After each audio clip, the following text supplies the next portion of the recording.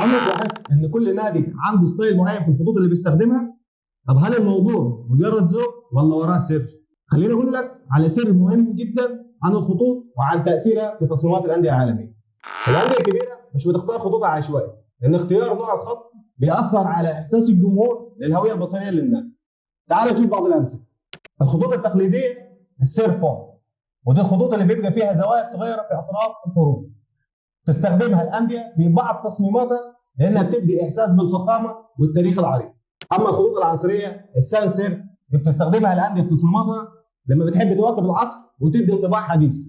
وبتتميز الخطوط دي ان هي بتكون بسيطه ومواكبه للعصر. بص على التصميم ده، نفس الصوره لكن الخط مختلف. الفرق واضح في الاحساس، صح؟